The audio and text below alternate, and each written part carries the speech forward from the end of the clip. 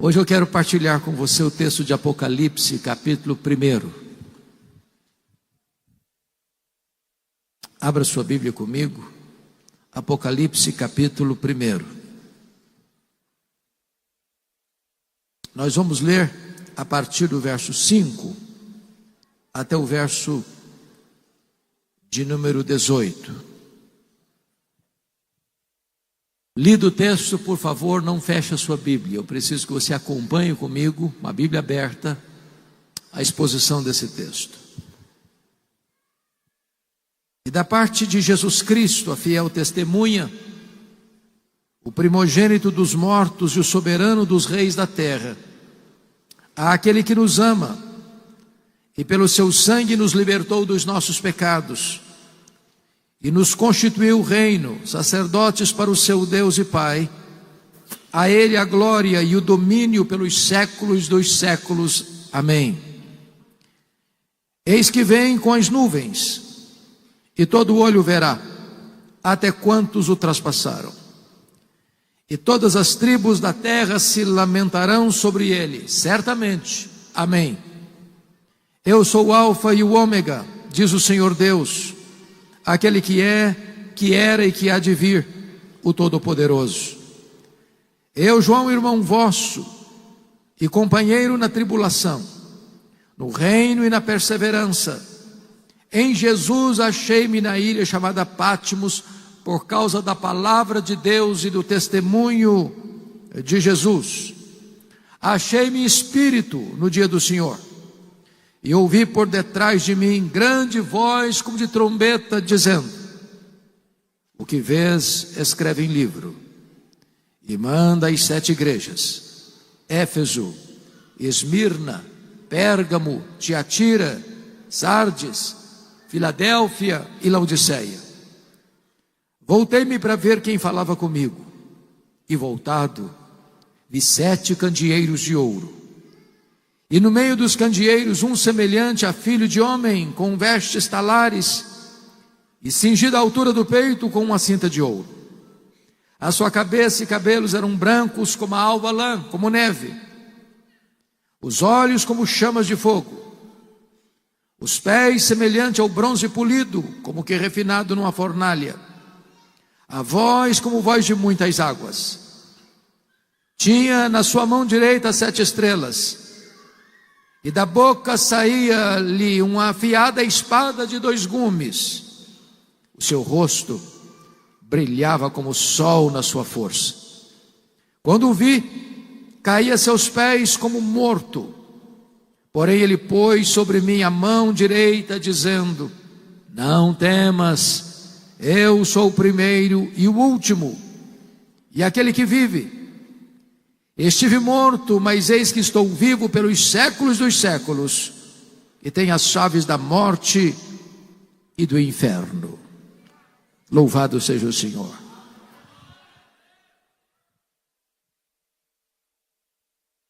Desde que Jesus, o Filho de Deus, nasceu em Belém da Judeia, é que o cenário mundial era extremamente sombrio.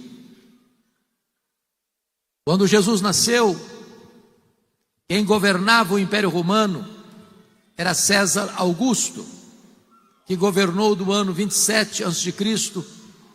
até o ano 14 depois de Cristo.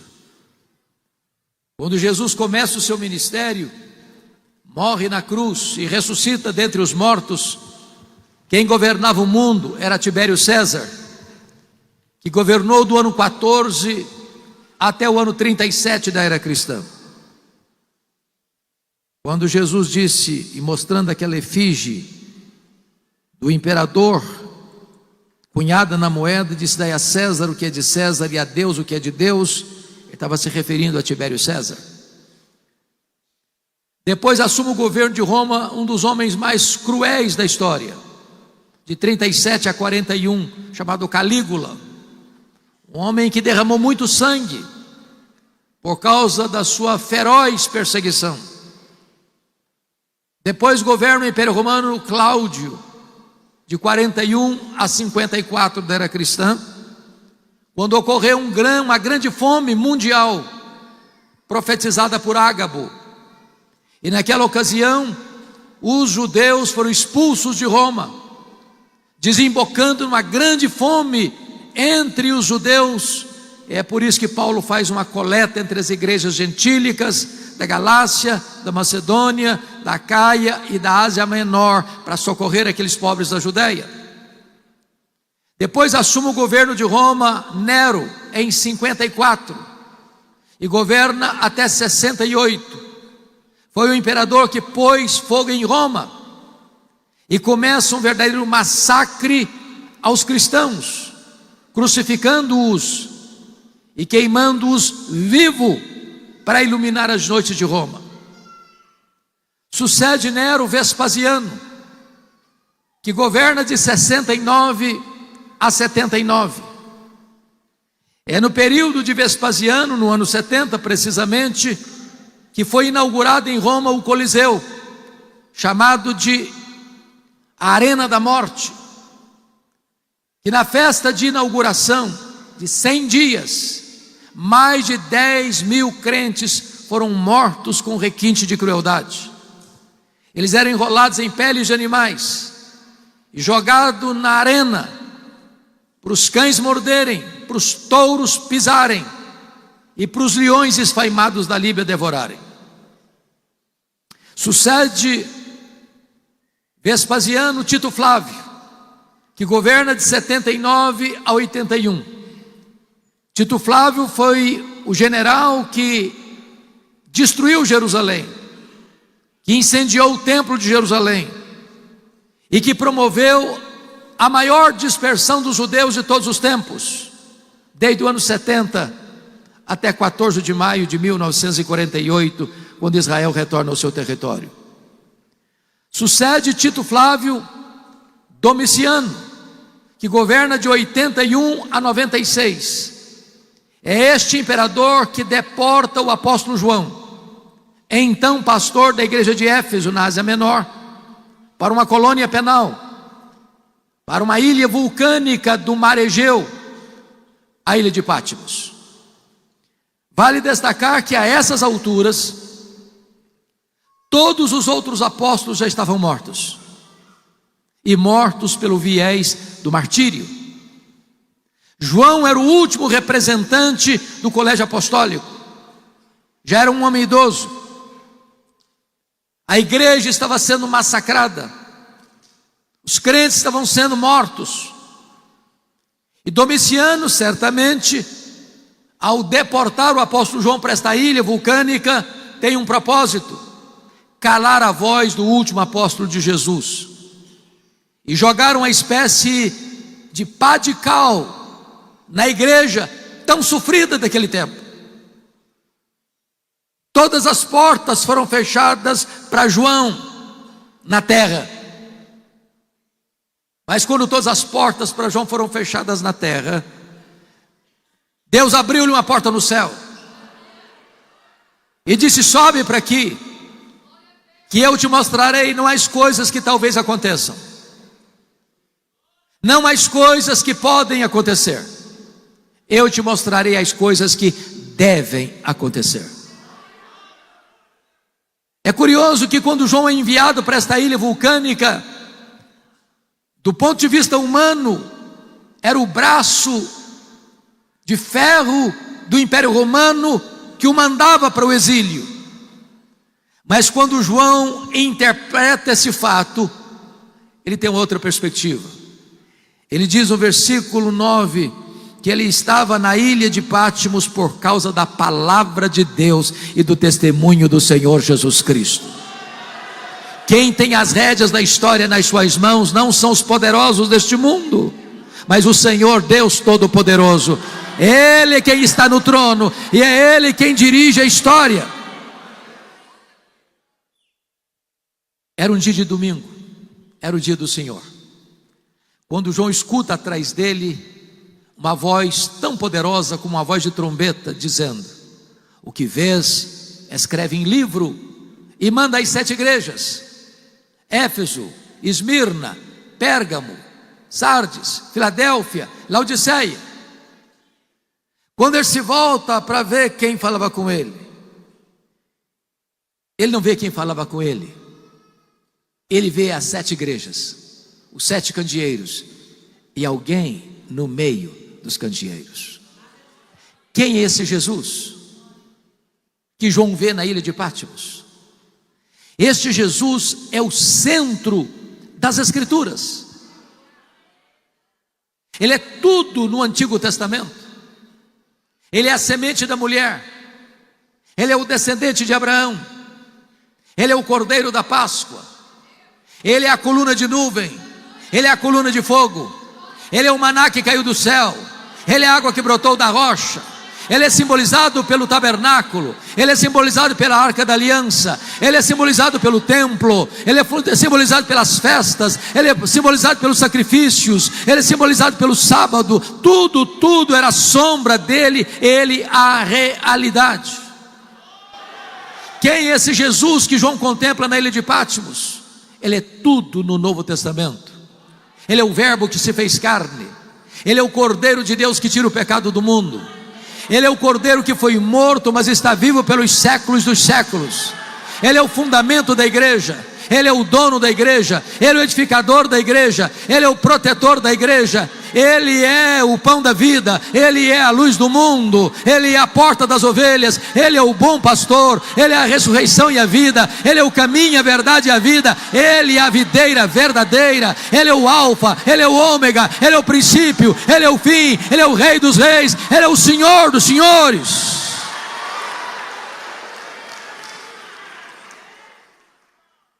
Quem é esse Jesus que João viu? Nesta manhã eu gostaria de tratar de 3 assuntos à luz desse texto. O primeiro assunto é a glória incomparável da pessoa de Jesus. O segundo ponto da mensagem é a glória incomparável da obra de Jesus.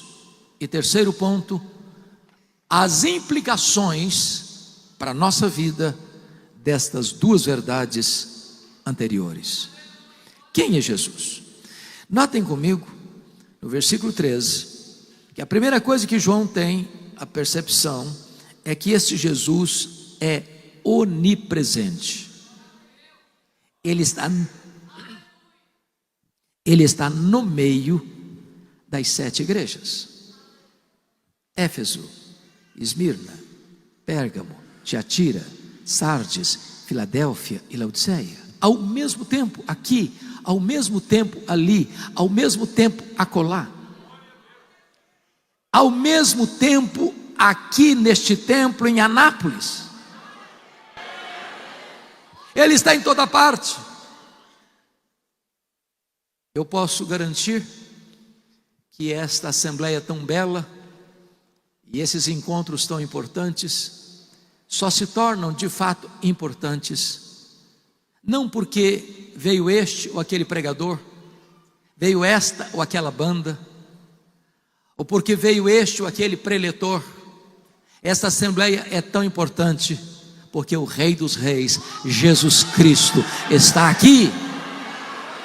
Ele é onipresente. Ele está aqui nesta manhã para nos sondar, para nos exortar, para nos encorajar, para nos fazer promessas.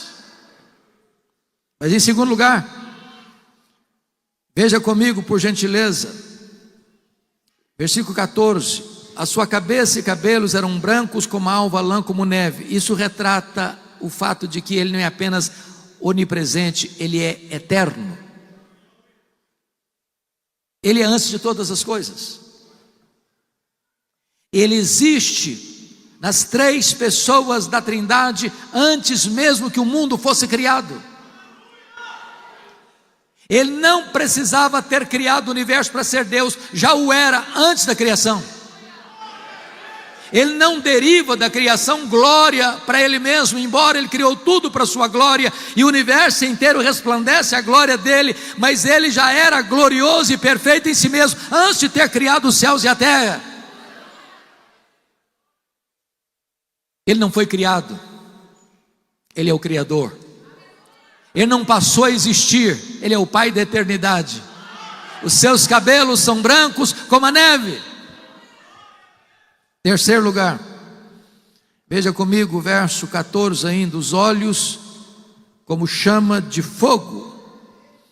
Isso retrata que ele é não apenas onipresente e eterno, ele é também onisciente.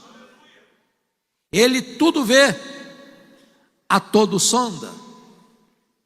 É por isso que ao andar entre as igrejas, ele repete para as 7 igrejas: eu conheço, eu conheço, eu conheço, eu conheço. Embora tenhamos aqui o nosso querido pastor Clarimundo, um homem de Deus, já há tantos anos aqui nesta igreja e amando as suas ovelhas, ele não pode conhecer a todos vocês. Aliás, nós nem conhecemos plenamente a nós mesmos. Porém, este Jesus que está aqui, ele conhece totalmente, ele conhece profundamente, ele conhece exaustivamente, ele conhece totalmente. Seus olhos são como chamas de fogo. Ele sabe quem é você, ele sabe como você está nesta manhã. Mas notem comigo o versículo 15: os seus pés são semelhantes ao bronze polido, como que refinado numa fornalha. Isso significa que ele é onipotente. Ele é aquele que pode todas as coisas, para quem não há impossíveis. Em outras palavras, ninguém pode ameaçar Jesus, ninguém pode intimidar Jesus, ninguém pode colocar Jesus numa situação de perigo, de risco. Ninguém pode colocar Jesus contra a parede. Ele é o que dá vida, ele é o que tira a vida, ele é o que exalta, ele é o que rebaixa, ele é quem põe no trono, ele é quem tira do trono. Ele é o todo-poderoso Deus. Nesse período em que o Brasil celebra a festa chamada de Carnaval, em muitos lugares, no passado e agora, em muitas passarelas, em muitas ruas, o nome de Jesus tem sido escarnecido, vilipendiado, zombado. E há muitos que tolamente pensam que podem humilhar Jesus, enfraquecer Jesus. Não, 1000 vezes não. O nosso Senhor é o Rei da Glória. O nosso Senhor é vencedor invicto em todas as batalhas. Ele é o todo-poderoso Deus. Ninguém pode ameaçá-lo, ninguém pode intimidá-lo, ninguém pode derrotá-lo. Ele está no trono e ele voltará e vai colocar todos os seus inimigos debaixo dos seus pés. Ele é onipotente. Mas notem comigo, versículo 15: a voz é como voz de muitas águas. Sabe o que significa isso? Ele é irresistível. A sua voz é poderosa. A sua voz despede chamas de fogo. A sua voz despedaça os cedros do Líbano. A sua voz faz tremer o deserto. Ele falou e o universo surgiu. Ele dá uma ordem e o sol para. Ele dá uma ordem e as estrelas aparecem. Ele dá uma ordem e o vento cessa. Ele dá uma ordem e o mar se acalma. Ele dá uma ordem e a doença tem que ir embora. Ele dá uma ordem e os demônios têm que bater em retirada. Ele dá uma ordem e os anjos saem para obedecê-lo. A sua voz ecoa nos céus e a sua voz ecoa aqui nesta igreja, nesta manhã.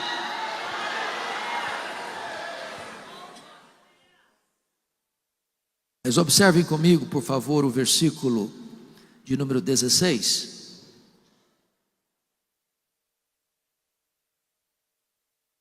Tinha na mão direita 7 estrelas, e da sua boca saía-lhe uma afiada espada de 2 gumes. Significa que ele é vitorioso. É curioso que Nesta batalha final, às vezes se pensa que vai ser enfrentada uma conflagração de armas, fuzis, metralhadoras, canhões, carros, tanques de guerra, armas nucleares, bombas atômicas, armas químicas. Mas o Senhor não vai precisar de nada disso. A única arma que vai ser acionada é a espada que sai da boca de Jesus. Ele matará o anticristo com o sopro da sua boca. Não há ninguém que possa detê-lo, não há ninguém que possa vencê-lo, não há ninguém que possa derrotá-lo. Nós servimos ao todo-poderoso Deus, ao invencível Deus, ao nosso glorioso Senhor Jesus Cristo. Mas notem comigo, finalmente o versículo 16, quando diz: o seu rosto brilhava como o sol na sua força. O Cristo que João vê não é mais aquele Cristo suando sangue do Getsemane. O Cristo que João vê não é mais aquele Cristo cuspido e esbordoado do sinédrio judaico. O Cristo que João vê não é mais o Cristo vilipendiado e torturado do pretório romano. O Cristo que João vê não é o Cristo que caminha trôpego pelas ruas estreitas e apinhadas de Jerusalém, sob os apupos e vaias de uma multidão ensandecida. O Cristo que João vê não é o Cristo pregado naquele lenho no Gólgota. O Cristo que João vê é o Cristo vitorioso. Seu rosto brilha como o sol na sua força. É este Jesus que viemos adorar nesta manhã. É este Jesus que é a razão da nossa vida. É este Jesus que é o conteúdo da celebração dos 60 anos do Comep. É por causa desse Jesus que essa celebração perdura 60 anos e há de perdurar até Jesus voltar para a glória do seu nome. Ele é o glorioso Jesus. O resultado disso está no verso 18. Porque está escrito, versículo 17, está escrito: quando o vi, caí a seus pés como morto. Porém ele pôs sobre mim a mão direita, dizendo: não temas, eu sou o primeiro e o último, e aquele que vive.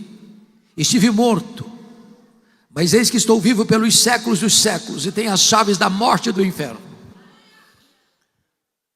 João era o discípulo mais próximo de Jesus, aquele que reclinou no peito de Jesus, na mesa da ceia.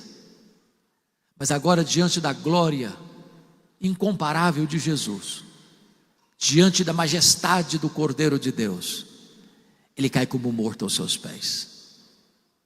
E Jesus olha para ele e diz: não tenha medo não, eu sou o primeiro, eu sou o último, eu estive lá no começo, estarei lá no fim. Eu sou o alfa, eu sou o ômega. Eis que eu estive morto, mas eu estou vivo pelos séculos dos séculos. Nós não adoramos o Cristo que esteve vivo e está morto. Nós adoramos o Cristo que esteve morto e está vivo pelos séculos dos séculos. Nós adoramos o Cristo que venceu a morte e que tem a chave da morte e do inferno. Quem tem a chave tem o poder. Quem tem a chave tem a autoridade. Quem tem a chave tem o controle. E ele tem a chave da morte e do inferno. Tudo está debaixo do governo dele. Ele manda no céu, ele manda na terra, ele manda no inferno. Ele tem o controle de todo o universo. Ele é glorioso em sua pessoa, incomparavelmente glorioso. Mas agora observem comigo o segundo ponto dessa mensagem. Tendo nós observado a glória da sua pessoa, em segundo lugar, vamos olhar a glória da sua obra. O primeiro ponto que eu quero destacar está no versículo 5, quando diz: aquele que nos ama. Eu quero dizer para você que Jesus te ama. Isso não é pouca coisa. Eu gosto quando os irmãos nossos da Inglaterra do século XVII diziam o seguinte: achas pouco os seres amados por Deus? No dia que você entende que Jesus ama você, você é curado do complexo de inferioridade. No dia que você entende essa verdade, não tem mais problema de autoestima achatada. E Jesus ama você e a mim, não porque um dia olhou para nós e disse: você é uma pessoa legal, eu acho que você é digna de ser amado. Não foi assim. A Bíblia diz que Ele nos amou quando nós éramos fracos, ímpios, pecadores e inimigos. Ele não nos amou por causa dos nossos méritos, mas apesar dos nossos deméritos.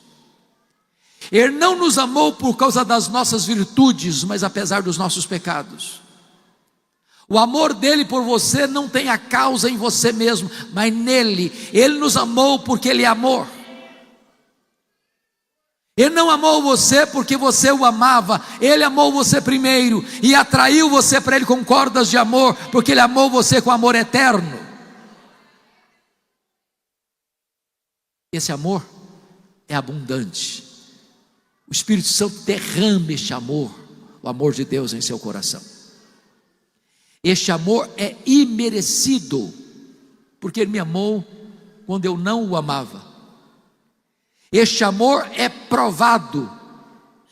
A Bíblia diz que Deus prova o seu próprio amor para conosco pelo fato de ter Cristo morrido por nós, sendo nós ainda pecadores.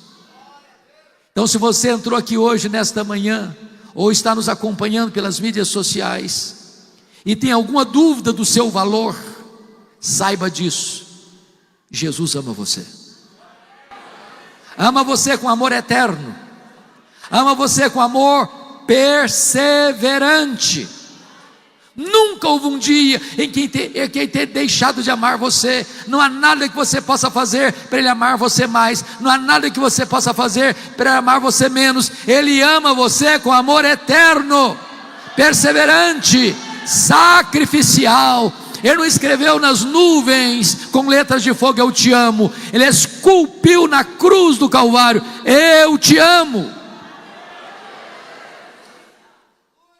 A segunda obra que é destacada no texto, está no versículo 5 ainda, quando diz assim: e pelo seu sangue nos libertou dos nossos pecados. Primeiro, Ele amou você. Segundo, Ele morreu por você. Agora notem, Ele é santo, santo, santo. Quando você diz santo, você define. Quando você diz santo, santo, você enfatiza. Quando você diz santo, santo, santo, você coloca isso em grau superlativo. Ele não pode contemplar o mal. Ele é luz. E agora, por amor a você, Ele veio ao mundo, assumiu o seu lugar, carregou no seu corpo, sobre o madeiro, os seus pecados. A Bíblia diz que Deus lançou sobre Ele a iniquidade de todos nós. Por isso a Bíblia diz que não havia beleza nele. Tem gente que se equivocadamente acha que Jesus não era bonito. Não, Jesus era muito bonito. Ele era belíssimo, certamente. Quando a Bíblia diz que não havia beleza nele, não está falando do aspecto físico dele, está falando que naquele momento a feiura minha, a feiura sua, o nosso pecado, a nossa transgressão, a nossa iniquidade foi colocada sobre ele. Ele foi feito pecado por nós. E porque ele foi feito pecado por nós, e o salário do pecado é a morte, a lei exigiu a morte dele. Agradou ao Pai moê-lo naquela cruz. E sabe por que ele morreu por você? Porque Ele amou você com amor eterno. Ele não foi para aquela cruz esperneando, como uma ovelha vai para o matadouro. A Bíblia diz que ele não levou em conta a ignomínia da cruz, pela alegria que lhe estava proposta, a alegria de amar você, de morrer pelos seus pecados, para dar a você a vida eterna. Terceira obra.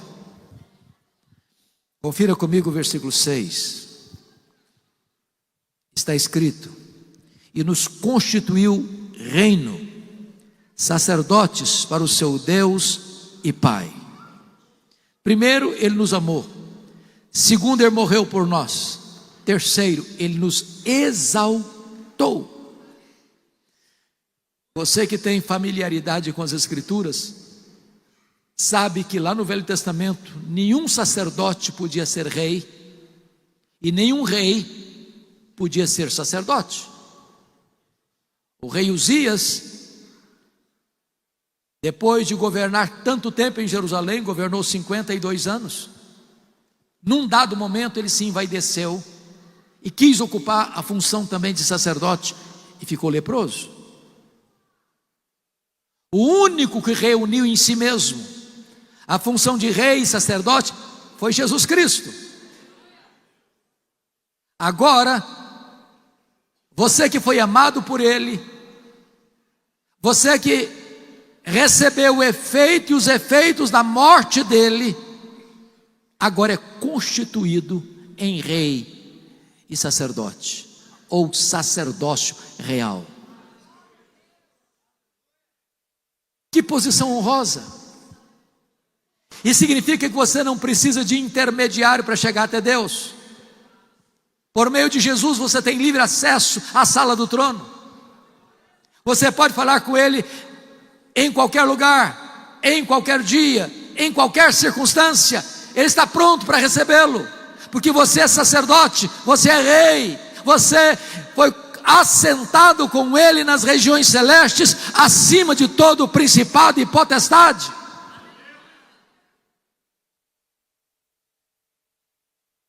Quarto lugar, Ele amou você, Ele morreu por você, Ele exaltou você, mas em quarto lugar, Ele voltará para você. Confira comigo o versículo 7. Eis que vem com as nuvens, e todo olho o verá, até quantos o traspassaram, e todas as tribos da terra se lamentarão sobre ele, certamente. Amém. Ele voltará. E como ele voltará? Diz a Bíblia que ele voltará pessoalmente. Ele não vai enviar um representante. Está lá em Atos 1:11, que quando os apóstolos, os discípulos estavam olhando para as alturas e Jesus ascendendo aos céus, vieram dois anjos e perguntaram para eles: varões galileus, por que estáis olhando para as alturas? Esse mesmo Jesus que vi subir, do mesmo modo descerá. Ele pessoalmente voltará. Segundo, ele voltará visivelmente, todo olho verá. Vai ser o evento mais público e notório da história. Terceiro, ele voltará audivelmente. Ressoada a trombeta de Deus, ouvida a voz do arcanjo, ele voltará. Quarto, ele voltará repentinamente. Vai ser como um relâmpago que risca os céus do oriente ao ocidente. Na linguagem do apóstolo Paulo, é como abrir e fechar de olhos. Um instante. E a palavra instante lá em 1 Coríntios 15 é a palavra átomos, de onde vem a nossa palavra portuguesa átomo. Esta rapidez era representado por três coisas: o dardejar da cauda de um peixe, o faiscar das estrelas e o abrir e fechar de olhos. Em outras palavras, prepara-te para te encontrares com o teu Deus, porque não vai dar para arranjar azeite para sua lamparina na última hora. Como ele voltará? Ele voltará inesperadamente. Será como ladrão. Nenhum ladrão manda um WhatsApp para você, dizendo, tal dia, tal hora eu chego na sua casa, prepara um pão de queijo, uma pamonha, que eu estou chegando. Chega de surpresa. Significa que não vai ser um dia comum. Não vai ser um dia óbvio. É como se você levantasse para ir trabalhar, ou levantasse para levar a criança na escola, ou levantar para fazer uma viagem.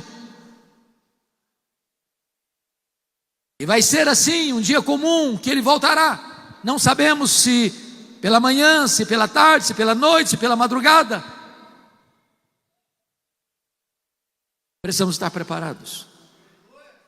E quando eu olho, pastor Clarismundo, essa questão, se vai ser de manhã, de tarde, de noite ou de madrugada, estava comentando com o Wagner que veio comigo, que isso representa os fusos horários. Se Jesus voltar de manhã no Brasil, vai ser de noite no Japão, vai ser de tarde na Europa. Então ele vem ao mesmo tempo de manhã, de tarde, de noite e de madrugada, depende do lugar onde estiver.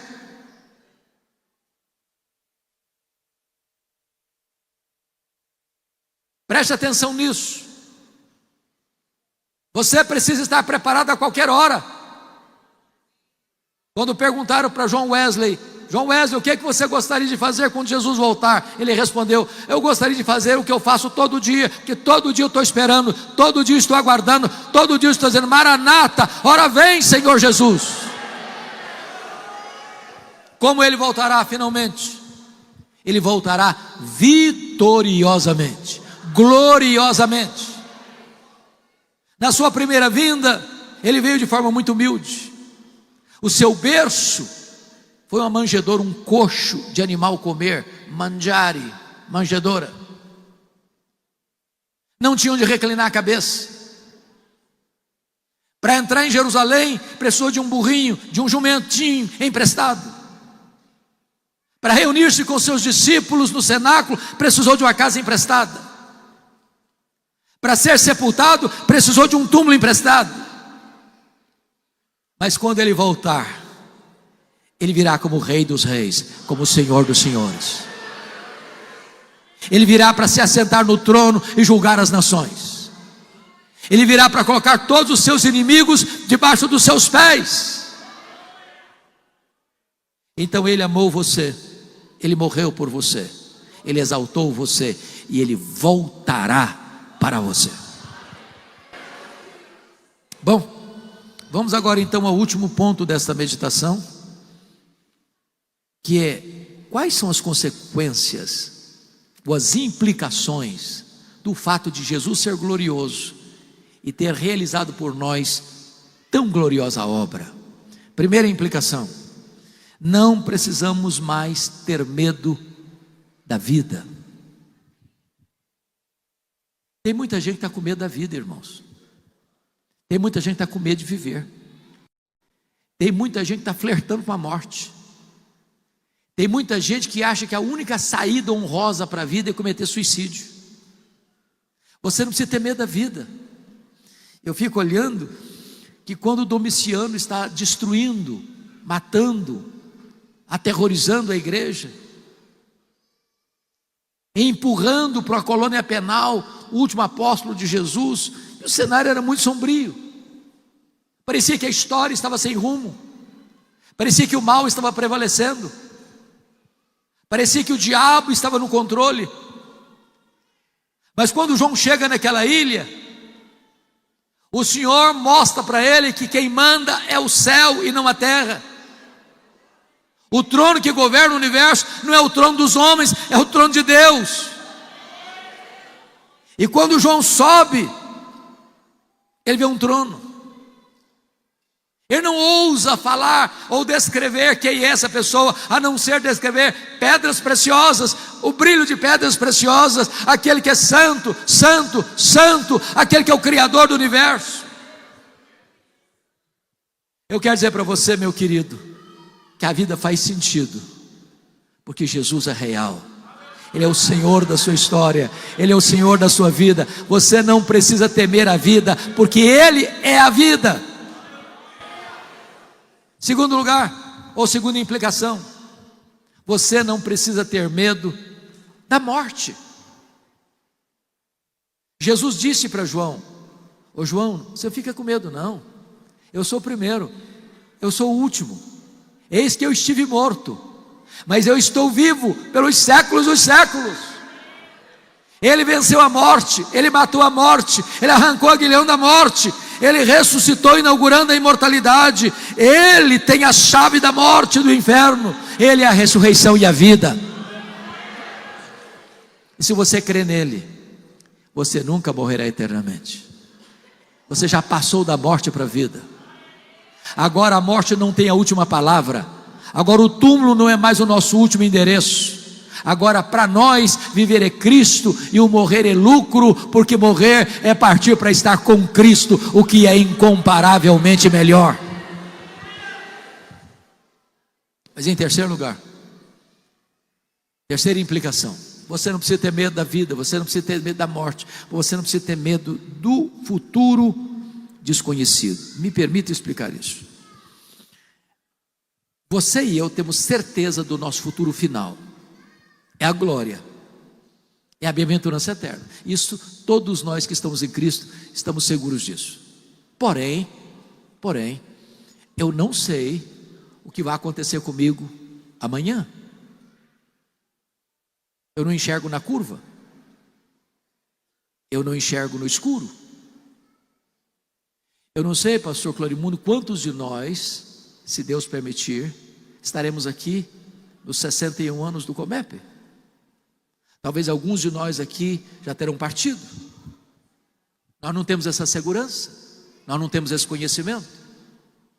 Mas eu quero dizer para você que você não precisa temer esse futuro que você não conhece, porque aquele que está no trono diz: eu te mostrarei as coisas que devem acontecer. Ele estará com você, Ele assistirá a você. Não há circunstância da vida em que Ele não esteja do seu lado, para guardar você, para proteger você. Enquanto você caminhar por aqui, você tem 2 guarda-costas, 2 protetores, que vão estar do seu lado, todo dia, toda noite. Bondade e misericórdia vão seguir você todos os dias da sua vida. Não haverá um dia em que você vai acordar em que a bondade e a misericórdia não estarão do seu lado, direito e esquerdo. E quando essa jornada terminar, você vai habitar com o Senhor na sua casa para sempre e sempre e sempre e sempre. Mas finalmente, quarta implicação: você não precisa ter medo da vida, você não precisa ter medo da morte, você não precisa ter medo do desconhecido. E quarto, você não precisa ter medo da eternidade. Jesus disse para João: eis que eu estou vivo pelos séculos dos séculos. Bilhões e bilhões de anos vão rolar por toda a eternidade, e Ele estará lá com você. Ele vai ser a sua herança, a sua alegria, a sua recompensa. Você vai contemplar a Ele face a face, você vai reinar com Ele para sempre. Você vai servi-lo sem cansaço, sem dor, sem fadiga. Você terá um corpo imortal, incorruptível, poderoso, glorioso, espiritual, celestial, semelhante ao corpo da glória de Jesus. Não terá choro, não terá pranto, não terá dor, não terá pecado, não terá maldição, não terá despedida, não terá defeito físico, não terá cansaço. Você estará com Ele para sempre, e sempre, e sempre, e sempre, e sempre, eternamente. Louvado seja Deus.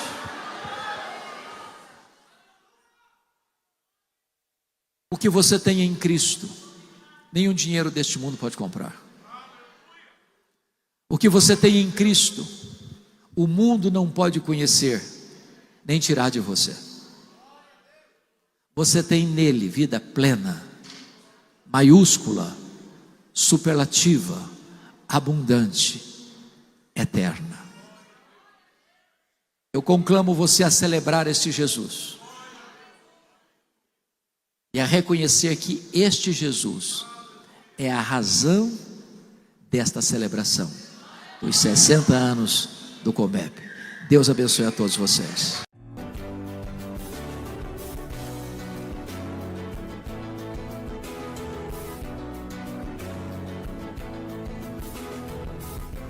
Palavra da Verdade, com Hernandes Dias Lopes. Palavra da Verdade, com Hernandes Dias Lopes. Irmãos, vamos abrir a palavra. Evangelho de Cristo, conforme o registro de Lucas, capítulo 3. Lucas, capítulo 3, versos de 1 a 20.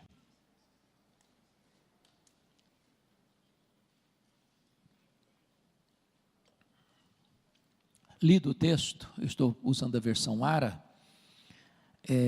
Por favor, mantenha a sua Bíblia aberta nesta passagem.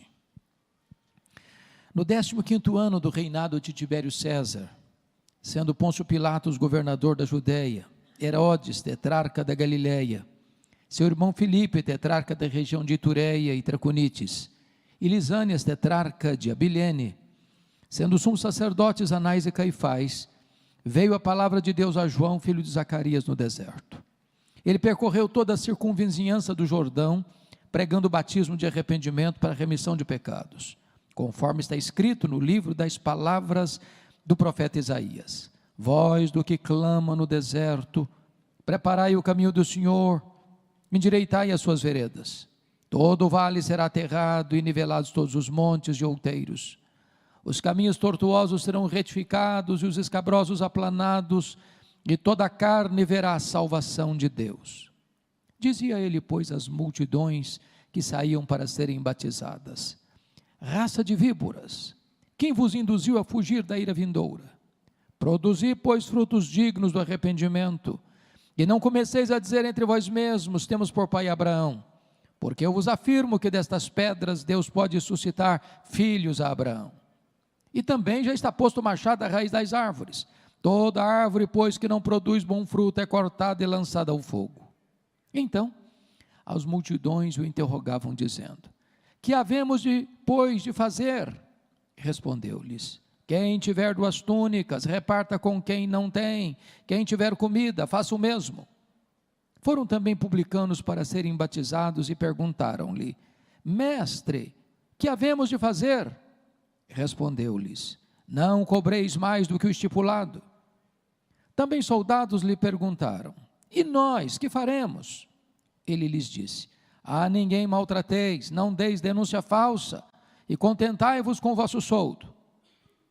Estando o povo na expectativa e discorrendo todos no seu íntimo a respeito de João, se não seria ele porventura o próprio Cristo, disse João a todos: eu na verdade vos batizo com água, mas vem o que é mais poderoso do que eu, do qual não sou digno de desatar-lhe as correias das sandálias. Ele vos batizará com o Espírito Santo e com fogo.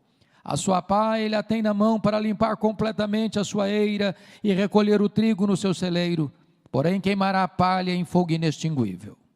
Assim, pois, com muitas outras exortações, anunciava o evangelho ao povo. Mas Herodes, o tetrarca, sendo repreendido por ele, por causa de Herodias, mulher de seu irmão, e por todas as maldades que o mesmo Herodes havia feito, acrescentou ainda sobre todas a de lançar João no cárcere. Meus amados, João Batista é certamente uma das figuras mais emblemáticas da Bíblia. João Batista era aquele tipo de homem empolgado com Jesus antes de nascer. Nós poderíamos chamá-lo de a dobradiça da Bíblia. Ele fecha o Velho Testamento e abre o Novo Testamento. Ninguém, certamente, recebeu elogio tão elevado de Jesus do que ele. Jesus disse: dentre os nascidos de mulher, ninguém é maior do que João. João foi escolhido por Deus para abrir o caminho para o Messias, como precursor do Messias, trazendo, portanto, o tempo da salvação, um grande despertamento espiritual. O propósito de Lucas, que era médico e também historiador, é traçar para nós o cenário do império e da província de Israel em que Deus levantou João Batista. E Lucas, ao fazê-lo, adota um método. Ele parte do geral para o particular, do Império Romano para a província de Israel. Então vejamos o verso 1.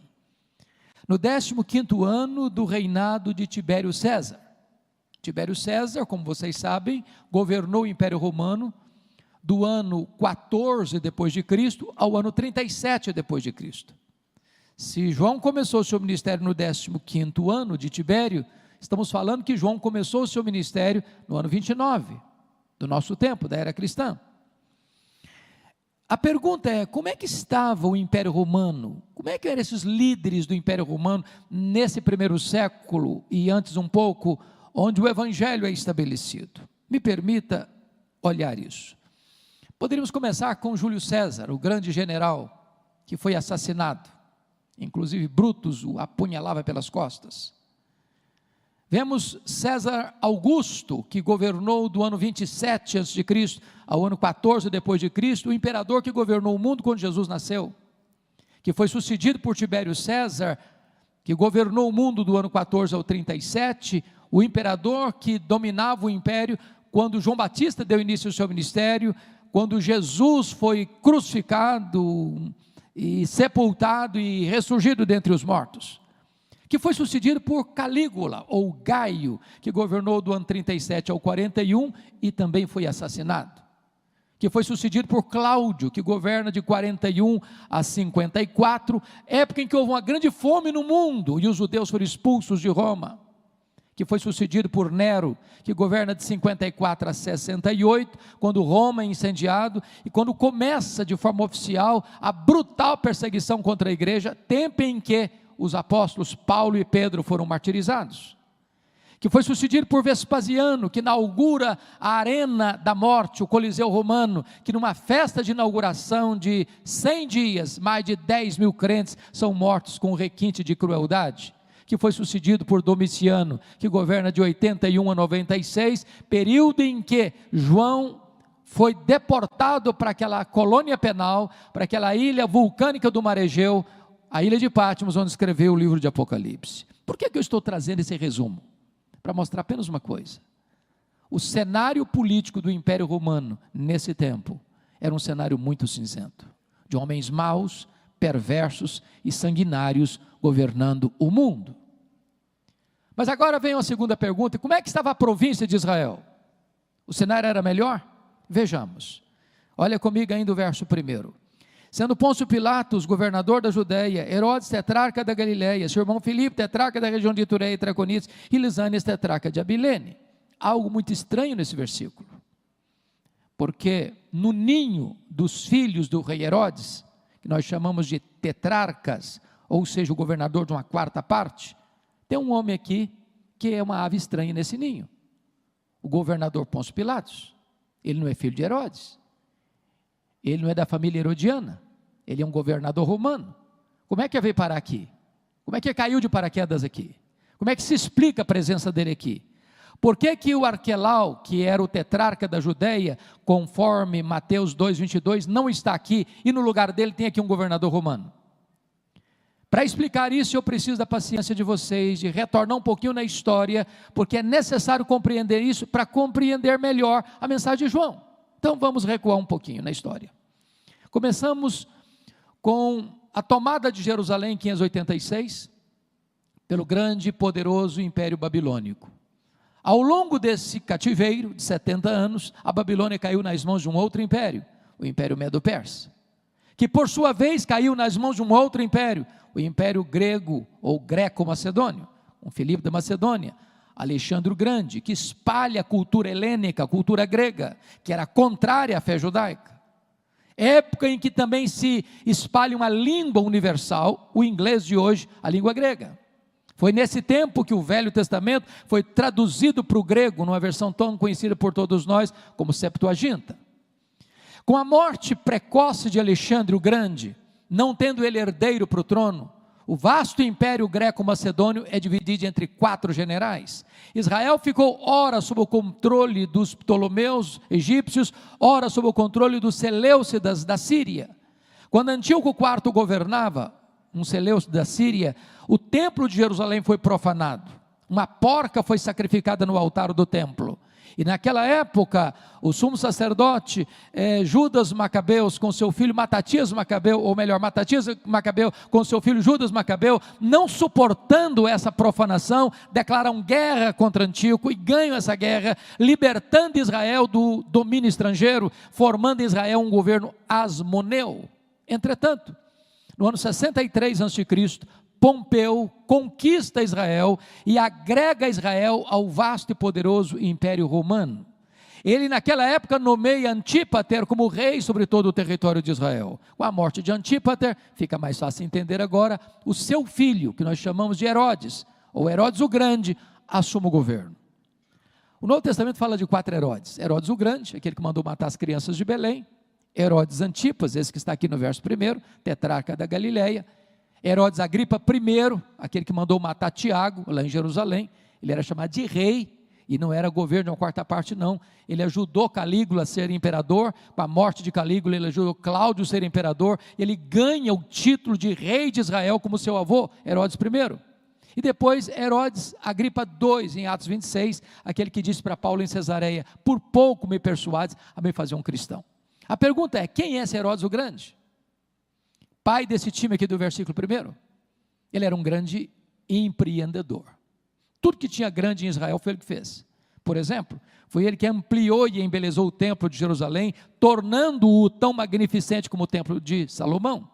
Foi ele quem construiu o porto de Cesareia, abrindo o comércio para o mundo e facilitando as viagens missionárias. Foi ele quem construiu a fortaleza de Massada, às margens do Mar Morto, para onde fugiram mais de 1000 judeus, quando Jerusalém foi tomada no ano 70. Porém, esse homem era um homem muito desconfiado e muito truculento. Para vocês terem uma ideia, logo que ele assumiu o governo, ele mandou matar mais da metade do sinédrio judaico, que era composto de 71 membros de sumo sacerdote, sempre o presidente do sinédrio, para dizer aqui quem manda sou eu. Ele casou-se 9 vezes. Mas a sua chamada esposa preferida, Mariana, era da nobreza. Logo que ele se casa, a sua sogra Alexandra pede para ele nomear um menino de 17 anos, Aristóbulo, como sumo sacerdote. A religião já estava corrompida, ele nomeou Aristóbulo, o menino foi muito bem na sua função, ele com ciúmes do menino mandou matá-lo. A sogra, com medo dele, foge para o Egito, para as sombras de Cleópatra, e ele manda os seus emissários no Egito e mata a sua sogra no Egito. Quando ele faz isso, o imperador César Augusto convoca Roma para lhe dar uma descompostura, dizendo assim: é melhor ser filho de um porco que ser filho de Herodes. Antes de viajar para Roma, com medo de Mariana conspirar contra ele, porque a família dela estava sendo assassinada por ele, não titubeou, matou a mulher antes de viajar, a esposa preferida. Quando ele retorna de Roma, ele manda 2 dos seus filhos estudarem em Roma, e Salomé, sua irmã, disse assim para ele: quando seus filhos voltarem, eles estarão mais aptos para governar do que você. Ele não titubeou, matou os 2 filhos. Quando ele estava na estância mineral de Jericó, que ele mesmo fizera como seu lugar de férias no inverno, ele fez a sua irmã Salomé jurar para ele: no dia que eu morrer, você me promete que vai matar pelo menos um membro de cada família nobre de Jerusalém, porque eu quero ter sangue e lágrimas no meu funeral. Bom, por que eu estou lhes contando isso? Primeiro, porque isso me ajuda a entender um texto da Bíblia que eu passei muitos anos sem entender. Mateus capítulo 2. Eu nunca entendi esse texto. Quando diz que os magos vieram do Oriente e chegaram em Jerusalém e fizeram uma pergunta: onde está o recém-nascido rei dos judeus? Vimos a sua estrela no Oriente e viemos para adorá-lo. E diz a Bíblia que Herodes se alarmou e com ele toda a cidade de Jerusalém. A pergunta é: como é que um rei se alarma com isso? Uma pergunta dessa. Como é que uma cidade toda entra em pânico só com uma pergunta dessa? É porque Jerusalém sabia quão terrível, quão truculento, quão sanguinário era esse rei e do que ele podia fazer sempre que alguém na cabeça dele se levantava para ocupar o lugar dele. É por isso que ele mandou matar todas as crianças de Belém e arredores. Bom, eu tenho uma boa notícia para lhes dar. E a boa notícia é esta: os poderosos deste mundo também morrem. Só Jesus, o Rei dos Reis, permanece eternamente no trono. Todos os outros serão apiados do poder. Com a morte de Herodes, então o que acontece? Todo o território de Israel é dividido em 4 partes, chamado de tetrarquias. O ponto é que Lucas omite o nome do primeiro tetrarca, que é o tetrarca da Judéia. Lá em Mateus 2,22 diz que ele é Arquelau. E por que ele não está aqui? E por que no lugar dele está aqui um governador romano? Bom, o problema é o seguinte: ele era tão mal quanto o seu avô, que quando ele assume o governo, os judeus disseram: nós não aguentamos esse homem, e pediram para Roma: tira esse homem daqui, tira esse homem daqui. Notem que, embora Israel pertencesse ao Império Romano, mas quem mandava em Israel exatamente era a família herodiana, era a família edomeia. E então Roma aproveita o momento, arranca Arquelau do poder, põe o pé dentro de Jerusalém e nomeia um governador romano. Pilatos não é o primeiro, Pilatos é o quinto. Bom, estou lhes contando isso para fazer a segunda pergunta agora. Se o cenário político do império era sombrio, como é que é o cenário político da província de Israel? Esse time aqui é gente boa? Pôncio Pilatos, Herodes Antipas, Filipe, Lisânias? Não, são homens maus, terríveis, truculentos, sanguinários, perversos. Ou seja, se o cenário político do império e da província eram muito ruins quando Deus levantou João Batista, talvez você faça outra pergunta. Bom, quem sabe a religião, a igreja vai ser o porto seguro, vai ser o ponto de esperança das pessoas. Mas a pergunta é: como é que estava a igreja? Como é que estava a religião? Olha o versículo 2, sendo sumos sacerdotes Anás e Caifás. O que está estranho aí? Só tinha um sumo sacerdote, aqui tem 2. A religião já estava corrompida. Para vocês terem uma ideia, do ano 14 ao ano 28 depois de Cristo, 28 pessoas ocuparam esse cargo, que era o cargo mais importante da religião judaica. Sumo sacerdote, era comprado a peso de ouro esse cargo. Na verdade, o Anás é o sogro, o Caifás é o genro. O sogro Anás já tinha sido deposto, mas ele era muito influente. Nos bastidores quem mandava era ele. Ele era o sumo sacerdote de fato. O Caifás era apenas sumo sacerdote de direito. Tanto é verdade que quando Jesus foi preso e interrogado, quem interroga Jesus não é Caifás, é Anás. Mas quem dá a canetada para mandá-lo ao governador é Caifás. Em outras palavras, o cenário político do império, da província e a religião estão corrompidos. Está tudo errado. E você pergunta: meu Deus, tem esperança num cenário desse? Agora você olha para o mundo hoje, numa agenda claramente posta contra os valores do reino de Deus, e você pergunta: tem esperança? Você olha para o Brasil, com a agenda completamente contrária à agenda cristã, dos valores judaicos cristãos, que foram pilares da sociedade, e você pergunta: meu Deus, tem esperança? E quando você acha que o cenário está todo cinzento, Deus é poderoso para entrar na história, para mudar o placar do jogo, para virar a mesa da história e criar um fato novo. Porque é nessa conjuntura que diz que veio a palavra de Deus a João, filho de Zacarias, no deserto. Meus amados irmãos, Deus pode fazer algo extraordinário, apesar do cenário cinzento em que vivemos hoje. A palavra de Deus é um homem estranho, num lugar estranho, usando roupa estranha, se alimentando de comida estranha. Mas isso não importa, porque não é o lugar que faz o homem, é o homem quem faz o lugar. Onde a palavra de Deus vem, meus irmãos, aí as multidões se ajuntam. Não importa se numa grande metrópole, não importa se numa cidade do interior, não importa se numa região rural, não importa se numa grande catedral, não importa se num barraquinho pequeno, não importa se num deserto ou debaixo de uma árvore. Onde a palavra de Deus vem, as multidões vão juntar-se para ouvir a palavra de Deus. Agora, como é que era o ministério desse homem? Olha o verso 3. Ele percorreu toda a circunvizinhança do Jordão. Isso não é informação, isso é uma agenda, isso é uma metodologia. Leiam os profetas, leia João, leia Jesus, leia os apóstolos, e vocês verão que todos eles pregaram lá fora, onde as pessoas estavam. Hoje nós queremos que as pessoas venham cá dentro, onde nós estamos. Eles gastaram as solas dos sapatos, nós gastamos o assento dos bancos. A agenda deles era centrífuga, nós estamos transformando a agenda do reino em centrípeta. Se nós quisermos impactar o mundo, nós teremos que ir lá fora onde as pessoas estão. Mas a pergunta é, o que esse homem pregou? Tem 400 anos que ninguém escuta um sermão. De Malaquias a João, nós chamamos de silêncio profético. Tem templo, tem música, tem festa, tem sacrifício, mas não tem palavra de Deus. Depois de 400 anos, o primeiro pregador se levanta, e o que ele prega? Alguém poderia dizer, ô João, pega leve, esse povo não está acostumado com Bíblia. Se o seu sermão for muito forte, esse povo não vai aguentar. Então prega uma mensagem mais palatável, prega uma mensagem mais politicamente correta. Mas João não era um arauto da conveniência, ele era o profeta do Deus Altíssimo. Ele não era um alfaiate do efêmero, ele era o escultor do eterno. Ele não prega para agradar, ele prega para levar as pessoas à salvação. Ele prega batismo de arrependimento para remissão de pecados. Ele está dizendo, a não ser que você se arrependa, a não ser que você tenha uma nova mente, um novo coração, uma nova vida, não tem perdão, não tem salvação para a sua vida.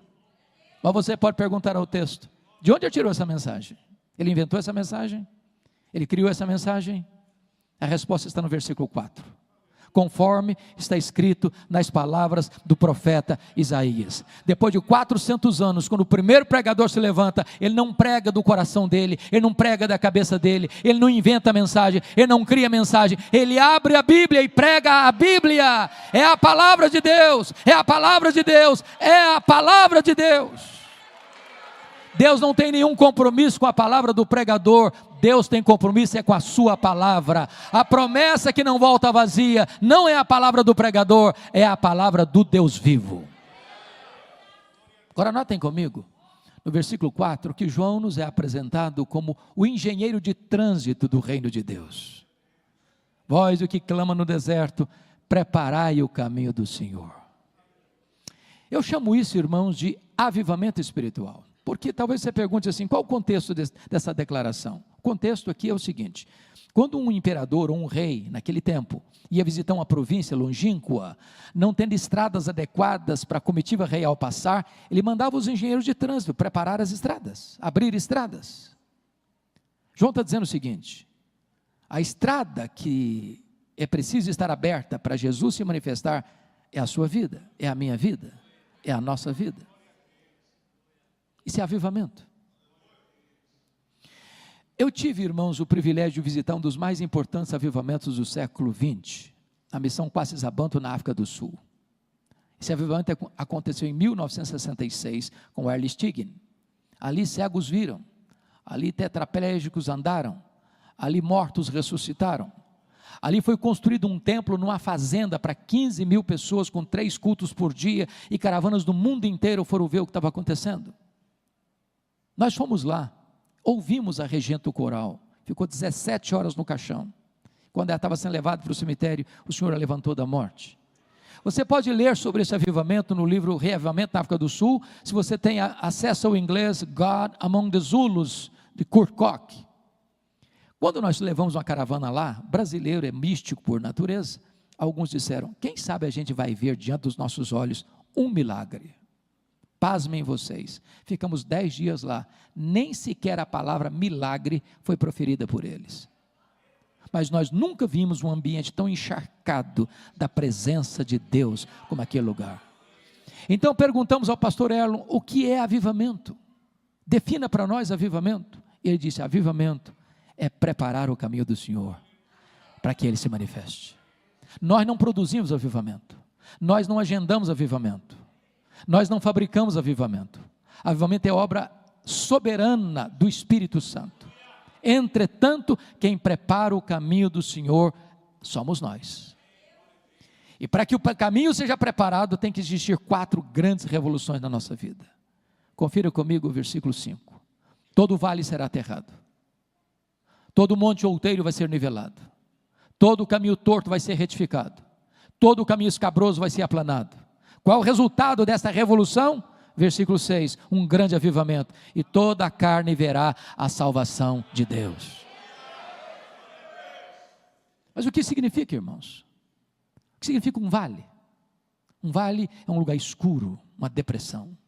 São as cavernas da alma, são os corredores escuros do coração. São aqueles lugares onde pecados ocultos são guardados às 7 chaves. O que é um vale?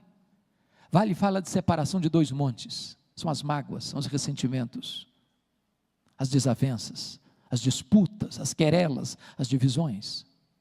O que é um monte, irmãos? O monte fala de incredulidade. Jesus não fez milagres em Nazaré por causa da incredulidade do povo. O que é um monte? O monte fala de soberba, de altivez, de arrogância, de orgulho. Onde tem soberba, onde tem arrogância, aí o Senhor não se manifesta, aí as chuvas do avivamento são retidas. O que é um caminho torto? É vida dupla, é hipocrisia, é falar uma coisa e ser outra, é ter um divórcio entre a fé e a prática. Onde tem divórcio, onde tem vida com Deus, se fala uma coisa e se vive outra, aí o avivamento não chega. O que é um caminho escabroso? É um caminho fora do lugar. O que está fora do lugar na sua vida? Todas essas áreas precisam ser colocadas na presença de Deus, de acordo com a vontade de Deus, e o resultado dessa grande reforma espiritual é um poderoso reavivamento espiritual. Mas você pode perguntar ainda o texto: quem estava ouvindo João Batista no deserto? Confira comigo, versículo 7, versículo 10, está falando de as multidões. Notem que está no plural, não está no singular. Multidões. Se você ler Mateus 3, Marcos 1, Lucas 3, você verá que toda a província da Judéia, toda a cidade de Jerusalém e toda a circunvizinhança do Jordão estava no deserto ouvindo João Batista. Por que eu quero tratar disso aqui? Porque hoje os estudiosos, os experts, os doutores em crescimento de igreja, os teóricos, diríamos nós, dizem assim para você: você quer plantar uma igreja relevante? Plante uma igreja homogênea. Então, um diz assim: eu quero plantar uma igreja para alcançar a classe média alta da sociedade, para ter dinheiro, para investir no reino. Então vou plantar uma igreja do lado de um grande condomínio de alto padrão. Ou diz: não, eu vou plantar uma igreja para influenciar os formadores de opinião da sociedade. Eu quero gente intelectual, quero gente acadêmica na igreja, eu quero os professores, os acadêmicos, para influenciar as ideias, o pensamento da nossa geração. Então eu vou plantar uma igreja do lado de um grande centro universitário. Eu disse: não, eu vou plantar uma igreja no bairro mais pobre, dos menos favorecidos socialmente, para alcançar os pobres. Eu vou ter opção pelos pobres. Quando eu leio a Bíblia, eu não encontro nada disso. Nada disso. A igreja de Deus, irmãos, é o único lugar do mundo onde o homem mais rico da cidade se assenta do lado do homem mais pobre da cidade. Eles são rigorosamente iguais. A igreja de Deus é o único lugar do mundo onde o maior empresário da cidade, sendo um diácono da igreja, carrega a cadeira nas costas para o pedreiro sentar e sentar com honra. Deus não vê como o homem vê. Deus não olha a cor da pele. Deus não olha a conta bancária. Deus não olha os diplomas da parede. Deus não tem opção nem por esse nem por aquele. Deus ama a todos, e a igreja é este lindo mosaico onde todos são iguais. Mas você pode perguntar ao texto ainda: quais são as ênfases de um sermão de avivamento? Quais são as ênfases de João nessa pregação sobre o avivamento? Vejamos. Em primeiro lugar, João alerta sobre o perigo mortal da hipocrisia. Olha o versículo 7. Quando ele olha para as multidões, ele diz assim: raça de víboras. Meus irmãos, eu fico escandalizado com João. Chocadíssimo. Tem 400 anos que ninguém prega. E o cara trata o auditório dele com essa deselegância. É muita agressividade. É muito duro. Se nós formos subir ao púlpito nas igrejas que Deus nos deu o privilégio de pastorear e chamarmos o auditório de raça de víboras, vamos ficar sozinhos. Por que está fazendo isso? Me permita dizer isso: você só consegue entender Lucas 3,7 à luz de Mateus 3,7. E o que está lá que não está aqui? Está lá o seguinte: que quando João olha as multidões, ele vê muitos fariseus e muitos saduceus vindo. Então ele diz: raça de víboras. Quando você lê a Bíblia, você não sente uma espécie de urticária quando começa a falar dos fariseus, não? Pensa num time complicado, que vivia com lupa procurando o pecado dos outros, mas não enxergava os seus próprios pecados. Jesus os chamou de sepulcros caiados, bonitinhos por fora, podres por dentro. Agora preste atenção numa coisa, os fariseus não foram sempre assim não. Quando eles surgiram? Por que eles surgiram? Eles surgiram exatamente para fazer resistência à cultura helênica, à cultura grega. Eles surgiram como um grupo de reforma e reavivamento espiritual. Eles surgiram para defender a ortodoxia e a piedade, mas com o tempo eles se perderam, mantiveram a forma, mas perderam a essência, tornaram-se hipócritas. E esse time está lá escutando João Batista. Quem eram os saduceus? Um grupo que surgiu também nesse mesmo período para resistir ao helenismo, à cultura grega, e eles eram da elite da sociedade, financeiramente falando, mas eles sucumbiram rapidamente à cultura grega. Tanto é fato, vocês sabem, que os fariseus não acreditavam, por exemplo, em ressurreição. Por que não? Porque os gregos não acreditavam em ressurreição, por causa do dualismo grego. Eles não acreditavam em anjos, eles não acreditavam em todo o Velho Testamento, só no Pentateuco. Eles, mais do que isso, se tornaram colaboracionistas de Roma. Mais do que isso, eles ganharam em moeda de troca a mina de ouro da religião judaica, a exploração do templo. Vocês sabem que tudo girava em torno do templo. As festas giravam em torno do templo. As caravanas do mundo inteiro vinham a Jerusalém, é só ler Atos 2 para entender isso. Agora preste atenção. Nenhum adorador podia comprar um cordeiro, uma pomba, uma rola para sacrificar com moeda estrangeira. Tinha que fazer a troca da moeda, não podia fazer fora, tinha que fazer lá na praça do templo, nas mesas dos cambistas, com taxas abusivas para eles embolsarem a grana. Nenhum adorador podia trazer de casa um cordeiro, uma pomba, uma rola para sacrificar, tinha que comprar lá na praça do templo por preços abusivos. A praça do templo era feita de mesas de cambistas, de currais de ovelhas, de gaiolas de pombas e rolas. É por isso que Jesus ficou irado e pegou o chicote e saiu virando as mesas, soltando as pombas, abrindo os currais das ovelhas, dizendo: vocês transformaram a casa do meu pai, casa de oração, em covil de salteadores. O que é um covil? É um lugar que o ladrão rouba e foge para lá para se esconder. Esse time está lá escutando João Batista. Quando João Batista os vê, João Batista diz: raça de víboras. Por que ele está falando isso? João Batista está dizendo o seguinte: a hipocrisia é pior do que o veneno das víboras. Porque o veneno das víboras, quem bota nelas é Deus, mas quem bota hipocrisia no coração é o diabo. A segunda ênfase de um sermão de avivamento, irmãos, é o alerta solene sobre a realidade do inferno. Olha o versículo 7. Quem vos induziu a fugir da ira vindoura? Eu fico chocado de novo com João Batista. Tem tanta coisa boa para pregar, irmãos. O amor de Deus, a graça de Deus, a bondade de Deus. Depois de 400 anos, o cara levanta para pregar o primeiro sermão e prega sobre o inferno. É chocante. Eu posso lhes garantir, nós estamos aqui num conselho de pastores. Eu nunca escutei um pastor levantando no púlpito para pregar sobre o inferno, e depois do culto ele recebe um tapinha nas costas de uma ovelha. Esse pastor, que sermão maravilhoso que o senhor pregou hoje. Eu estou indo até mais leve para casa hoje. Não dá ibope não. Mas me permita lhe dizer, é melhor você escutar sobre o inferno do que ir para o inferno. A terceira ênfase, irmãos, de um sermão de avivamento, é o alerta real sobre o perigo de um falso arrependimento. Olha o versículo 8. Produzir, pois, frutos dignos de arrependimento. Não é arrependimento e novamente arrependimento, e novamente arrependimento, é arrependimento e frutos dignos de arrependimento. Por que é importante enfatizar isso? Porque aqui no Brasil, tem florescido muito perto de nós uma falsa teologia, chamada de hipergraça, supergraça, que não passa de desgraça, porque justifica o pecado e não o pecador, que diz para as pessoas assim: venha como você está e permaneça como você quiser, aqui ninguém vai mexer com você, aqui você pode fazer suas escolhas e ninguém vai interferir nas suas escolhas. Nós somos uma igreja inclusiva, aqui vale tudo.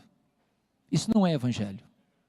O evangelho transforma a vida, o evangelho transforma o caráter, o evangelho transforma o casamento, o evangelho transforma a família, o evangelho transforma a igreja, o evangelho transforma a política, o evangelho transforma a economia, o evangelho transforma o comércio, o evangelho transforma as transações comerciais, o evangelho transforma.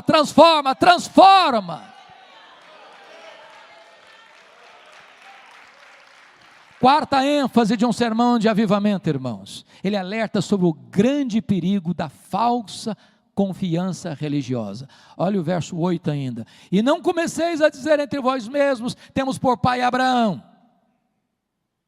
Sabe o que está acontecendo aqui? O auditório está dando carteirada no pregador. Eles estão dizendo, alto lá, João. Você sabe com quem você está falando? Nós temos pedigree. Nós somos filhos de Abraão. Corre em nossas veias o sangue de Abraão. Pega leve conosco. Agora preste atenção numa coisa. Os verdadeiros filhos de Abraão não são aqueles que têm o sangue de Abraão correndo em suas veias, mas são aqueles que têm a fé de Abraão habitando em seu coração. Nas minhas andanças pelo Brasil afora, eu gosto de perguntar às pessoas algumas coisas. Às vezes eu pergunto assim, meu irmão, você está firme em Jesus? Mas é claro, pastor, eu sou presbiteriano desde o berço. Sou batistão convicto. Sou assembleiano desde as outras gerações. Às vezes a pessoa mais sofisticada diz, você está seguro, irmão? Claro, pastor, eu sou um calvinista convicto. Outro não, eu sou um arminiano seguro. Meu irmão, você pode ser presbiteriano, batista, assembleiano, metodista, luterano, o que você quiser ser. Você pode ser calvinista, você pode ser arminiano, mas quem salva você é Jesus. Quem leva você para o céu é Jesus. Quem dá segurança de vida eterna para você é Jesus. É só Jesus. Põe a sua confiança nele. E só nele. Mas em quinto lugar, irmãos, o sermão de avivamento traz um alerta sobre uma vida, o perigo de uma vida infrutífera. Olha o versículo 9. Machado já está posto à raiz das árvores. Quem não produz fruto é cortado e lançado ao fogo. Você quer saber se o cara é crente mesmo? Não escute o que ele fala. Veja o fruto que ele produz. Bom, mas agora você ainda vai fazer outra pergunta ao texto. Esse tipo de sermão dá resultado? Vamos ver. Confira comigo os versos 10 e 11. Quando as multidões escutam João Batista, o apelo não parte do pregador para o auditório. É sempre assim no avivamento. O apelo parte do auditório para o pregador. O que nós vamos fazer, João, com esse sermão seu de avivamento? Ele responde, quem tiver 2 túnicas, dê uma para quem não tem. Quem tiver comida, faça o mesmo. Você quer saber se o cara é crente mesmo? Veja se ele é generoso. Generoso. Irmãos, não combina crente mão de vaca, pão duro, avarento, suvina.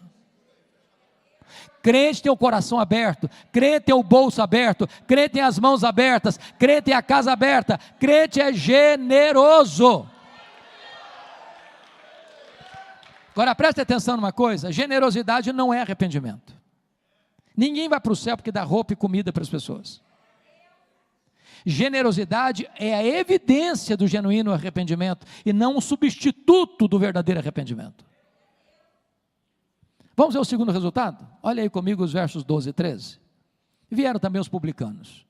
Os publicanos mais sofisticados quiseram rasgar seda para Jesus e usaram a seguinte palavra, mestre, e nós, que faremos?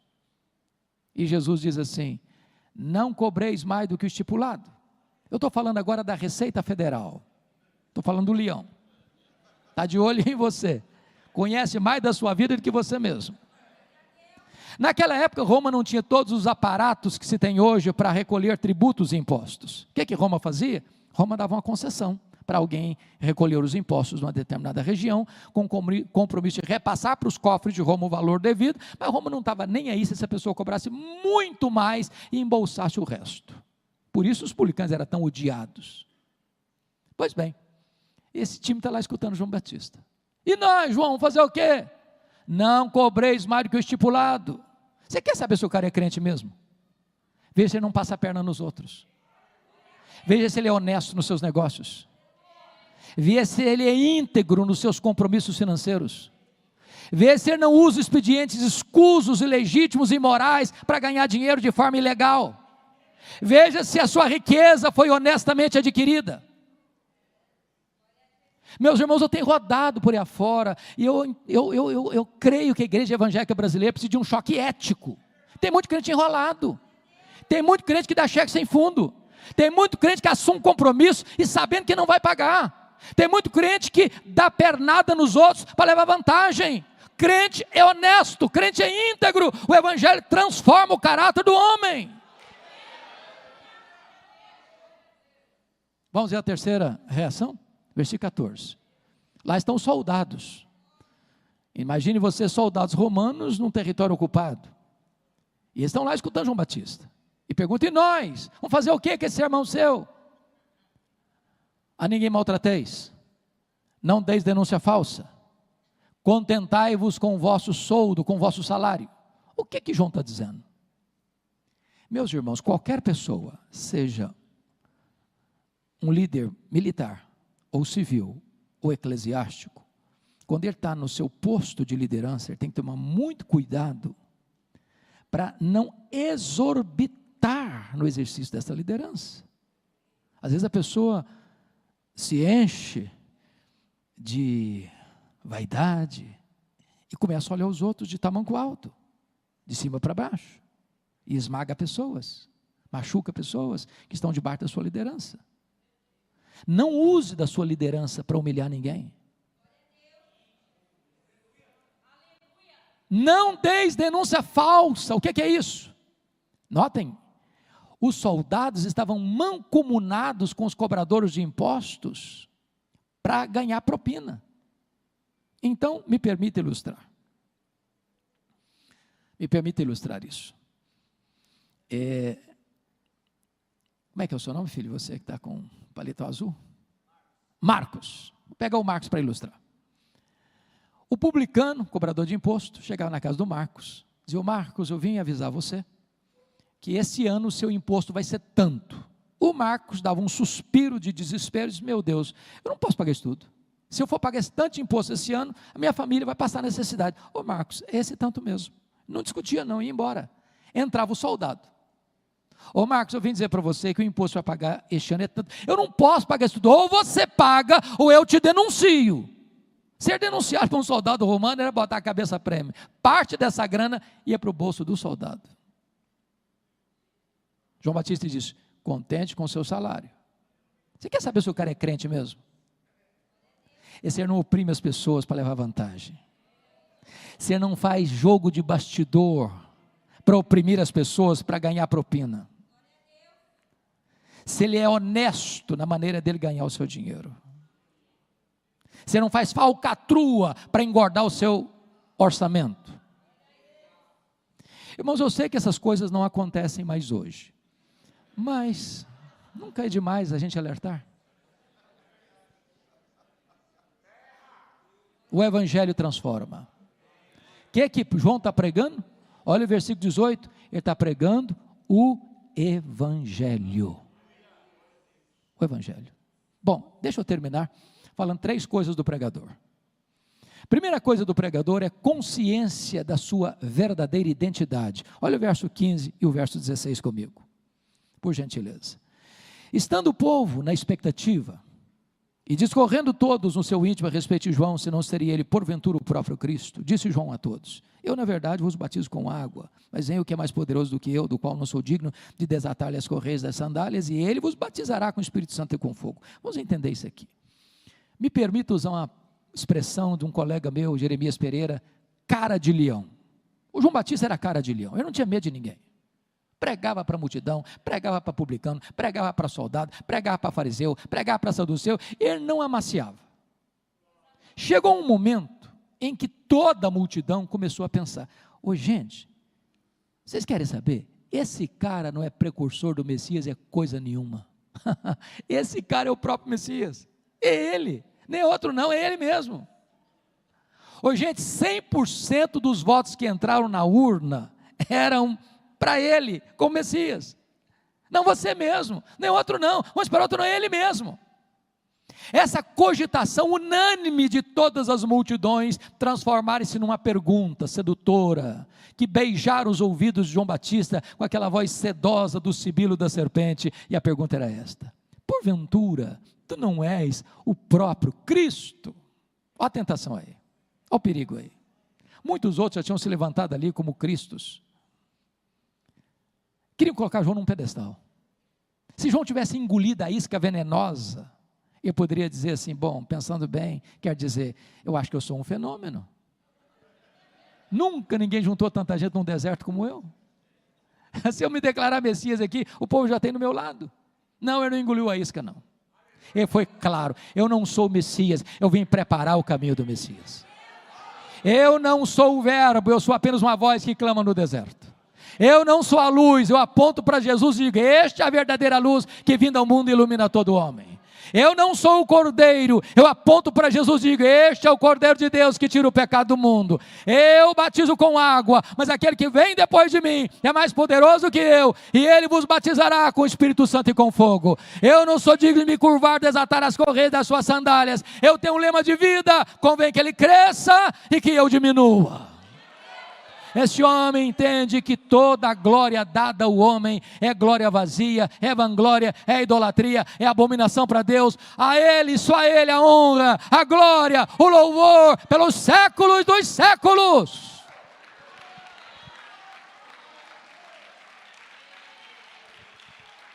A segunda coisa, irmãos, que é digno de destaque na vida do pregador, é que ele tem consciência da sua total limitação.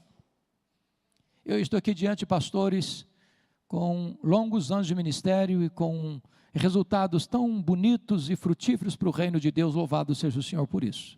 Entretanto, todos nós, temos que ter plena consciência de que nós somos rigorosamente limitados. Nós somos vasos de barro. Nós pregadores só podemos falar aos ouvidos. Só o Espírito Santo pode falar ao coração.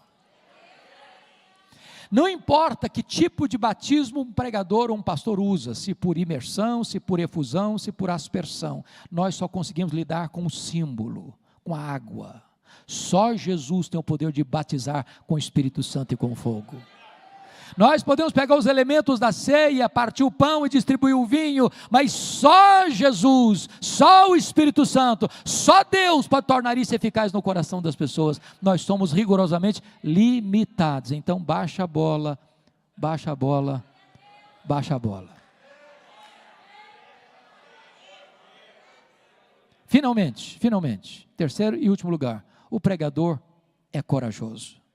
Muito corajoso. Olha comigo o verso 19 e 20, por favor. Está escrito o seguinte: mas Herodes, o tetrarca, sendo repreendido por ele por causa de Herodias, mulher de seu irmão, e por todas as maldades que o mesmo Herodes havia feito, acrescentou ainda sobre todas a de lançar João no cárcere. Vamos entender isso aqui. Eu disse para vocês lá atrás que Herodes o Grande, o pai desse aqui, tinha se casado 9 vezes, formando o que nós chamamos hoje de uma família disfuncional. Dos muitos filhos que Herodes teve, 4 tiveram poder político, foram tetrarcas: Arquelau, tetrarca da Judeia; Herodes Antipas, tetrarca da Galileia; Filipe, tetrarca de Itureia e Traconites; e Lisânias, tetrarca de Abilene.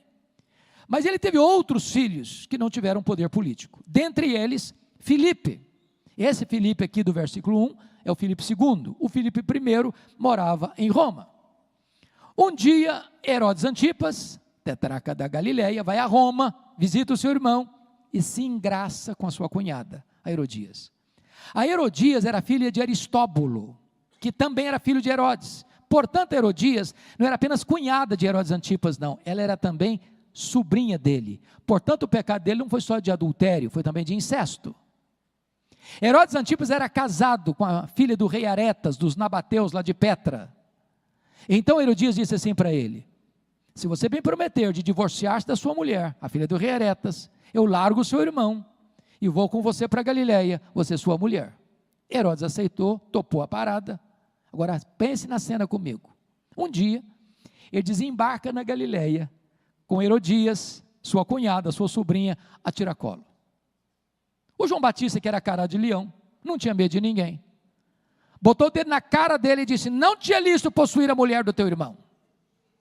João Batista sabia que estava mexendo num vespeiro, num ninho de cobras. Foi odiado por isso. Aliás, foi preso por isso. Preso aonde? na masmorra de Maquerós. Onde fica Maquerós?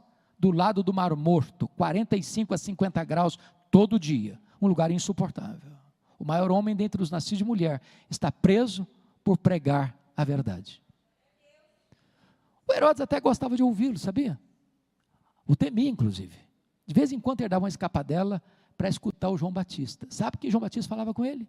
Juízo final. E o cara saia mais desesperado ainda. Um dia, teve uma festa de aniversário do Herodes. Ele convidou os seus amigos. E naquela festa já estavam todos chapados, todos bêbados. A filha de Herodias dançou com muita desenvoltura diante dele. Ele fez uma promessa inconsequente para a menina. Falou, você pode pedir o que você quiser. A menina, tão esperta ou tão maligna quanto a mãe, perguntou, mãe, o que é que eu peço? Herodias disse, peça a cabeça de João Batista, numa bandeja. Aí o carrasco sai da Galileia, vai lá no Mar Morto, tira João Batista da prisão, bota a cabeça dele num cepo e tosa a cabeça dele. E a cabeça ensanguentada entra naquela festa desesperadora, corrupta e maligna, como um bolo macabro. E você sai contorcendo o nariz, chocado, perplexo. Meu Deus, que tragédia, que fim inglório deste homem. Mas João Batista não pensava assim. João Batista entendia que era melhor você ser preso com a consciência livre do que você estar livre com a consciência presa. João Batista entendia que é melhor você perder a cabeça com honra do que permanecer vivo com desonra. O que importa para um homem, meus irmãos, não é como ele morre, mas é como ele ressuscita. Eu não sei se vocês concordam comigo. Nós estamos entrando num funil da história. E o clima é sombrio, no mundo e no Brasil. Me parece que a igreja enfrentará tempos difíceis. Vou lhes dizer algo, hoje não tem mais espaço para crentes covardes. É preciso se posicionar. Agora eu posso lhes garantir uma coisa, ainda que o sofrimento venha, e o pior deles, o céu indenizará todo o sofrimento. Porque a nossa leve e momentânea tribulação produzirá para nós eterno peso de glória acima de toda a comparação. Eu pergunto a vocês hoje, que pai, que mãe, tem coragem de botar um nome num filho de Herodes? Só um louco, um desavisado. Mas João Batista, mesmo depois de degolado, ainda fala, ainda inspira, ainda motiva. E a minha oração nesta manhã, no começo dessa tarde, é que a vida de João, o ministério de João, desafie você, encoraje você, desperte você, para que você se levante, como um crente maiúsculo, viril, corajoso, por entender uma verdade gloriosa. Se vivemos, para o Senhor vivemos. Se morremos, para o Senhor morremos. Quer pois vivamos, quer pois morramos, nós somos do Senhor. Que o Senhor seja exaltado nesta hora. Amém.